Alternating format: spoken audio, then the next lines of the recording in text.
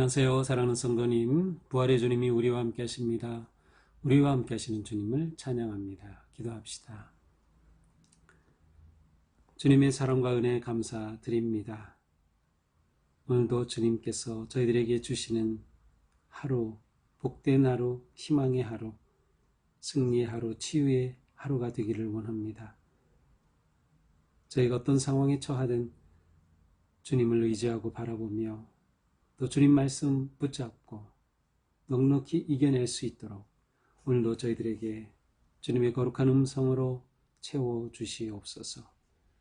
주시는 말씀마다 아멘으로 기쁨으로 받아들이며 또 믿음으로 순종할 수 있도록 저희들을 잡아주시고 세워주시옵소서.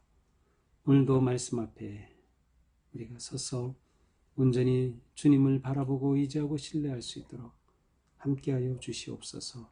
예수님 이름으로 기도합니다. 아멘. 오늘 말씀은 사무엘하 15장 13절에서 23절까지입니다. 전령이 다윗에게 와서 말하되 이스라엘의 인심이 다 압살롬에게로 돌아갔나이다 한지라. 다윗이 예루살렘에 함께 있는 그의 모든 신하들에게 이르되 일어나 도망하자. 그렇지 아니하면 우리 중 한 사람도 압살롬에게서 피하지 못하리라. 빨리 가자. 두렵건대 그가 우리를 급히 따라와 우리를 해하고 칼날로 성읍을 칠까 하노라. 왕의 신하들이 왕께 이르되 우리 주 왕께서 하고자 하시는 대로 우리가 행하리이다. 보소서 당신의 종들이니이다 하더라. 왕이 나아갈 때 그의 가족을 다 따르게 하고 후궁 10명을 왕이 남겨두어 왕궁을 지키게 하니라. 왕이 나가며 모든 백성이 다 따라서 벳메르하게 이르러 멈추어 서니 그의 모든 신하들이 그의 곁으로 지나가고 모든 그렛 사람과 모든 블렛 사람과 및 왕을 따라 가드에서 온 모든 가드 사람 600명이 왕 앞으로 행진하니라. 그때 왕이 가드 사람 이때에게 이르되 어찌하여 너도 우리와 함께 가느냐? 너는 쫓겨난 나그네이니 돌아가서 왕과 함께 네 곳에 있으라. 너는 어제 왔고 나는 정처 없이 가니 오늘 어찌 너를 우리와 함께 떠돌아다니게 하리요? 너도 돌아가고 네 동포들도 데려가라. 은혜와 진리가 너와 함께 있기를 원하노라 하니라. 이때가 왕께 대답하여 이르되 여호와의 살아계심과 내 주 왕의 살아계심을 맹세하옵나니 진실로 내 주 왕께서 어느 곳에 계시든지 사나 죽으나 종도 그곳에 있겠나이다 하니 다윗이 이때에게 이르되 앞서 건너가라 하며 가드 사람 이때와 그의 수행자들과 그와 함께한 아이들이 다 건너가고 온 땅 사람이 큰 소리로 울며 모든 백성이 앞서 건너가매 왕도 기드론 시내를 건너가니 건너간 모든 백성이 광야 길로 향하니라. 아멘. 자, 지금 엄청난 반역이 일어났죠. 다윗의 아들 압살롬이 헤브론에서 왕이 되었다라고 선포하고 모반을 일으켰습니다. 쿠데타가 일어난 것이죠. 자, 이 소식이 이제 다윗에게 전해집니다. 오늘 13절에 보니까 전령이 다윗에게 와서 말합니다. 근데 이 전령은 특별히 이렇게 그 전령으로 세워서 보냈던 사람이 아니라 이 이야기를 들은 사람입니다. 그래서 이 사람이 다윗에게 와서 말하죠. 이스라엘의 인심이 다 압살롬에게 돌아갔나이다. 압살롬이 쿠데타를 일으켰다, 반란을 일으켰다는 얘기를 들었는데 또한 그와 함께 모든 백성들의 민심이 압살롬에게로 돌아갔다라고 전해줍니다. 모든 백성들의 마음을 압살롬에게 빼앗긴 것이죠. 민심은 이처럼 정처 없이 왔다 갔다 합니다. 압살롬의 외모에, 압살롬의 성문에서 사람들에게 아첨하고 그들의 아픈 곳을 긁어주는 듯한 그러한 행동에 백성들이 넘어간 셈이죠. 자, 이러한 소식을 들은 다윗이 어떻게 합니까? 예루살렘에 있는 모든 신하들에게 말합니다. 일어나 도망하자. 일어나 도망하자. 왜냐하면 그렇게 하지 않으면 우리 중 한 사람도 압살롬에게서 피하지 못하리라. 빨리 가자. 두렵건대 그가 우리를 급히 따라와 우리를 해하고 칼날로 성읍을 칠까 하노라. 지체하다가는 압살롬에게 당하겠다. 성에 남는 사람이 없겠다. 칼날로 성읍을 칠 것이다. 우리를 해할 것이다. 재앙이 다가오고 있다. 급하게 다윗은 일어나 도망하자라고 말합니다. 예루살렘 안에 다윗이 피할 곳은 없었습니다. 아무리 다윗이 생각해봐도 그의 군대 가지고 압살롬을 싸워 이길 것 같지 않았던 것이죠. 어쩌면 다윗은 이 순간 압살롬의 이 반역이 하나님의 자신에 대한 심판이라고 생각했을지도 모릅니다. 그는 이러한 상황에서 맞서 싸우기보다 도망하기로 선택한 것이죠. 이렇게 일어나 도망하자라고 한 것은 실제로 전력상 다윗이 볼 때 이길 가능성이 없었기 때문일 수도 있고, 그래도 왕이 싸워야지 그냥 도망간다, 비겁하다라고 생각할 수도 있겠지만, 이렇게 전쟁을 피함으로 인해서 예루살렘의 백성들을 보호하고 생명을 보존하고 또 성을 보호할 수 있는 것이죠. 예전에는 전쟁을 일으키면 성에 불도 지르고 사람을 죽이는 것은 당연하고요. 이러한 상황을 피하고자 하는 그런 마음도 있었을 것입니다. 자, 이렇게 그는 급히 도망하게 되죠. 15절입니다. 왕의 신하들이 왕께 이르되 우리 주 왕께서 하고자 하시는 대로 우리가 행하리이다. 보소서 당신의 종들이니이다. 자, 이때 종들은 다윗이 하자는 대로 다 하겠습니다. 우리는 당신의 종일 뿐입니다. 우리는 당신을 의지합니다. 당신을 신뢰합니다. 도망가자고 하시면 우린 도망갑니다. 여기에는 만약 싸우자고 하시면 우린 싸우겠습니다 라는 의미도 담겨 있어요. 그래서 이 신하들의 행위는 다윗에 대한 충성심과 헌신에서 나오는 그러한 모습입니다. 끝까지 다윗과 함께 하고자 하는 모습이죠. 자, 그래서 왕이 궁을 떠나서 예루살렘을 떠나서 피난하게 되죠. 16절 왕이 나갈 때 그의 가족을 다 따르게 하고 왕에게 딸린 모든 가족들을 데리고 나가죠. 근데 그래서 다 따르게 한다는 것은 자기 발로 걸어갔다라는 뜻이 있어요. 그러니까 왕은 말을 타고 멋지게 그렇게 간 것이 아니라 다 걸어갔습니다. 왼발로 걷습니다. 아주 처참한 그런 모습이죠. 자, 그런데 후궁 10명은 남겨두었어요. 다윗이 후궁 10명을 남겨두어서 왕궁을 지키게 합니다. 아니, 후궁 10명이 또 그리고 그와 딸린 가족이 어떻게 왕궁을 지키겠습니까? 이것은 말도 안 되죠. 다윗은 지금 압살롬이 들어와서 모든 것을 칼날로 해야 할 것이 두려워서 도망하는데 이 연약한 여성들 후궁 10명을 남겨서 못하겠다는 것일까요? 그래서 이제 이러한 다윗의 모습에 대해 의견이 분분합니다. 여성이 많으면 많을수록 피난하는 행렬이 어려워지기 때문에 그냥 여성은 남겨두었다. 다윗은 또한 그 후궁들에 대해서 남편으로서 책임감 전혀 없는 행동을 한 것이다. 이것은 옳은 것 같습니다.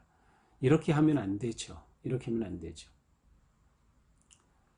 어쩌면 후궁들을 남겨둠으로 인해서 그들이 압살롬의 어떤 그 분노를 사기는, 사실 이제 후에 이 압살롬이 이 다윗이 남겨둔 후궁들을 다 겁탈합니다. 이것도 모든 백성들이 다 쳐다볼 수 있도록 옥상에서 다 보이게 천막을 쳐놓고 아주 못된 짓을 하죠. 어쨌든 다윗이 후궁을 남겨놓은 것은 옳은 일이 아니었다라는 것이죠. 다윗은 그들을 버리고 떠났습니다. 자, 이제 왕과 그 가족들이 일행이 다 떠나죠. 모든 백성이 따라 나서죠. 그러면서 이제 벳메르학에 이르러 멈추었다. 벳메르학은 정확히 어딘지는 모릅니다.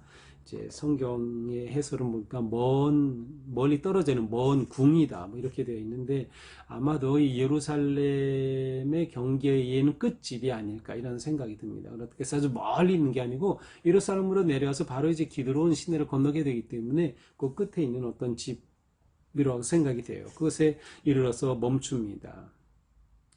여기에 함께한 사람들이 누구입니까? 18절에 보니까 모든 신하들이 곁으로 지나가고 그렛 사람, 모든 블렛 사람, 가드에서 온 가드 사람 600명이 다윗과 함께합니다. 그래서 600명이 왕 앞으로 행진하니라. 왕 앞에 서서. 자, 이 600명, 예전에도 600명이 나왔었죠. 다윗이 사울을 피해 도망 다닐 때, 그리고 블레셋 지경에서 머물 때 600명의 부하들을 거느리고 있었습니다. 그러나 그 600명은 아닙니다. 숫자만 같죠. 그래서 그냥 추측하기를 다윗은 왕이 된 이후에 예전에 600명과 함께 그렇게 600명을 거느리고 있었던 때를 기억하면서 똑같이 600명의 그 호위 부대를 만든 것이 아닐까 이렇게 생각을 합니다. 여기에 등장하는 그렛 사람, 블렛 사람, 가드 사람 모두 이방 사람들입니다. 그렛 사람들은 그렛의 섬이 있죠. 이제 사도 바울이 들렸던 그렛의 섬, 바로 이 그렛의 출신의 아주 용병들인 블레셋 용병이 바로 이 그렛 사람이고요. 블렛 사람은 말 그대로 블레셋 사람들, 가드 사람 역시 이방 사람들이죠. 근데 아마도 다윗은 이 이방 사람들 가운데 용병을 이제 뽑아서 고용을 했던 것이 아닐까 하는 생각이 듭니다. 자, 이래서 이들과 함께 피난길에 오르는 것이죠. 그런데 그때의 왕이 가드 사람 이때에게 이르되, 자, 가드 사람도 있었고 블렛 사람, 그렛 사람들 이제 600명이 있다 그랬는데 그 중에 가드 사람인 이때라는 사람이 있었어요. 아마도 가드 사람들의 어떤 지휘관, 대장격이 아니었을까 생각이 드는데 이 이때에게 말합니다. 어찌하여 너도 우리와 함께 가느냐? 왜 나를 따라 나서느냐? 너는 쫓겨난 나그네인이 돌아가서 왕과 함께 곳에 있으라. 너는 쫓겨난 나그네, 외국인이란 뜻이야. 이방인이니 나 따라오지 말고 새로 된 왕, 압살롬 왕, 그 새로 된 왕과 함께 있어라. 이렇게 말하죠. 이것에 대해서도 장단점이라기보다는 좋은 아니면 긍정적인 부정적인 그러한 해석이 또 있어요. 자, 이때를 정말 귀하게 여겨서 이때가 이렇게 함께 피난길에 오르는 것이 너무 안쓰럽기 때문에 정말 이때에게도 남아서 이렇게 고생하지 말고 남아서 그냥 새 왕 모셔라 이렇게 할 수도 있고요. 그런 의미였을 수도 있고요. 왜냐하면 이때라고 하는 사람이 뒤에 20절에 보니까 너는 어제 왔고 그랬어. 어제 왔다. 딱 어제라기보다는 아주 근래에 온 사람이에요. 그러니까 이때는 아주 최근에 다윗에게 와서 다윗에게 의탁한 사람입니다. 그러니까 최근에 왔으니까는 다윗 사람이라고 안 할 수도 있고, 그러니 압살롬이 왕이 되면 그곳에 그냥 머물러 있어라 라고 하는 아주 좋게 이때에 대해서 좋게 말하는 것일 수도 있고요. 이때를 보호하려는 거죠. 그런데 또 대체로 그 학자들은 그렇게 긍정적으로 보지를 않더라고요. 오히려 이때 가족이 합류하면 더 불편해질 수 있다. 더군다나 이때는 새로운 사람이기 때문에 이때에 대해서 신뢰할 수 없는 거지. 이 사람이 도대체 정말 어떤 사람인가. 그래서 그 사람을 그냥 의도적으로 떼버리려고 하는 것이다 라고 하는 해석이 더 좀 많은 것 같습니다. 근데 제 생각에는 둘 다 할 수 있겠지만 이때를 위한 그런 마음이 아니었을까 생각이 돼요. 그래서 너도 돌아가고 내가 데려온 내 동포들도 데려가라. 그러면서 축복해 주죠. 은혜와 진리가 너와 함께 있기를 원하노라. 자, 그런데 이때는 이렇게 대답합니다. 여호와의 살아계심 또 내 주 왕의 살아계심으로 맹세합니다. 어떤 맹세? 진실로 내 주 왕께서 어느 곳에 계시든지 사나 죽으나 종도 곳에 있겠나이다. 왕이 어디 계시든지 살든지 죽든지 저는 왕과 함께 있겠습니다. 왕에 대한 충성을 맹세합니다. 왕과 함께 있겠다. 자, 피난가는 다윗에게 이러한 이때의 충성이 얼마나 힘이 되었을까요? 모든 백성들이 버린 것 같고 아들에게 반란을 당해서 쫓겨나는 이 판국에 자기를 믿고 자기와 함께 하겠다니 말이죠.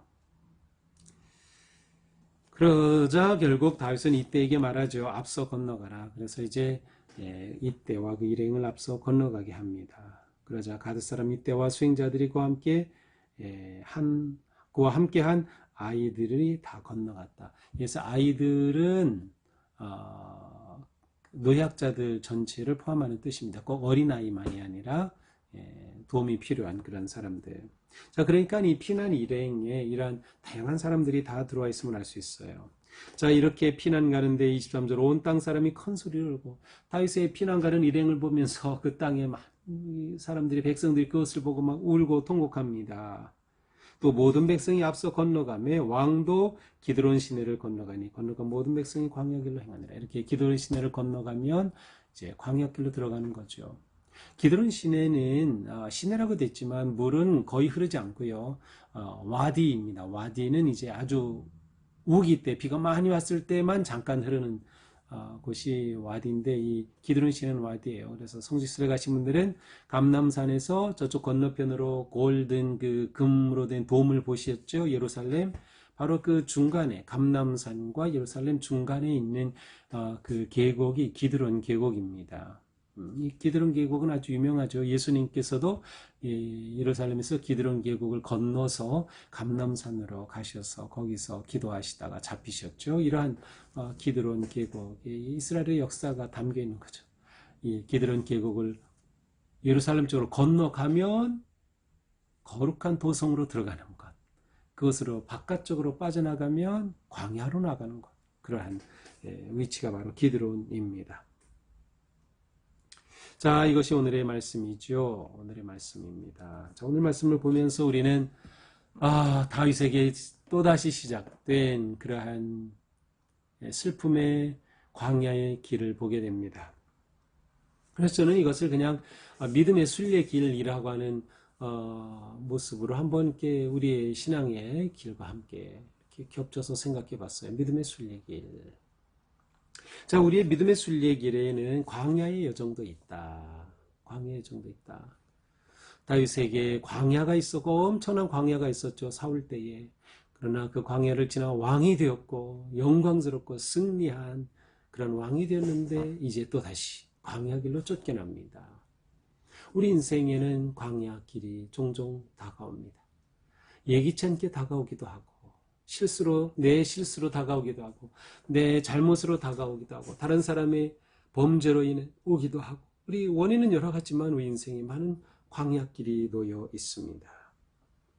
자, 이 광야길을 우리가 어떻게 마주하느냐가 우리 인생을 결정합니다. 광야길. 다윗이 광야길을 떠날 때 가장 중요한 게 무엇이었을까요? 오늘 본문에 기록되진 않지만 하나님을 의지하고 하나님과 함께 가는 것입니다. 다윗은 하나님이 나에게 이런 벌을 내리셨을까? 그렇다면 그 하나님을 더욱 의지하고 붙잡으면서 그가 치유되고 회복될 은혜의 기회로서 이 광야길을 걸어가야 했을 겁니다. 우리의 광야길은 하나님의 은혜 안에서 기회가 될 수 있다. 회복의 기회, 돌이킴의 기회, 회개의 기회, 하나님의 은혜를 깊이 경험하는 기회가 될 수 있는 거죠. 그래서 우리는 광야길을 잘 걸어야 한다. 이것이 우리의 믿음의 순례길이다. 또한 우리는 광야길에 도망할 때도 있습니다. 실패할 때도 있고요. 좌절할 때도 있습니다. 다윗은 도망하였습니다. 큰 그림으로 본다면 도망함으로 피를 흘리지 않게 되는 거죠. 도망함으로 다시 회복될 기회를 찾을 수 있는 거죠. 그래서 도망이 꼭 나쁜 것만은 아닙니다. 때때로 우리가 살아가면서 내가 패배하고 실패한 인생이 될 것 같이 느껴지지만 오히려 그것이 우리에게 하나님이 역사하시는 은혜의 길이 될 수도 있다는 것을 우리는 기억해야 합니다. 무엇보다 공동의 선을 위해서 우리는 도망할 수도 있다는 것을 기억해야 합니다. 이것도 하나의 지혜라고 할 수 있죠. 상황과 모든 정황을 지혜롭게 판단하고 그것에 따라 결단하는 것이기 때문이죠. 자, 우리는 이러한 삶 속에 우리의 순례길에 이것이 광야든 평야든 산이든 중요한 것은 이러한 우리의 믿음의 순례길에는 믿음의 형제자매가 있다는 것입니다. 믿음의 형제자매. 다윗이 이렇게 피난을 떠날 때 그에게는 그와 함께하고자 하는 사람들이 있었습니다. 바로 이것이 중요하죠. 우리의 믿음의 길에서 중요한 것은 우리도 누구와 함께할 수 있는 믿음의 길에 동무들이 있어야 한다는 거예요. 믿음의 길에 동무가 있어야 한다. 이 동무는 서로에게 충성하는 관계입니다. 내가 어떻게 하든 인정하고 받아들이고 이해하면서 끝까지 서로에게 충성하는 것이죠. 위기 때, 광야의 때는 함께 울어주고 함께 잡아주고 함께 기도하고 함께 세워줘야 할 때예요. 그래서 바로 그러한 믿음의 형제자매가 우리에게 필요한 겁니다. 믿음의 형제자매라 우리에게 꼭 있어야 돼요. 꼭 있어야 됩니다. 물론 그것이 부부 사이가 될 수도 있고 가족이 될 수 있지만 그것을 넘어서서 우리는 진정한 믿음의 형제자매들을 만들어야 한다. 먼저 내가 그러한 좋은 형제자매가 되어주려고 하면 당연히 나에게도 그런 사람이 생기게 마련입니다. 그래서 우리에게 믿음의 형제자매가 있으면 어떠한 때라도 넉넉히 이겨낼 수 있다라고 하는 것이죠.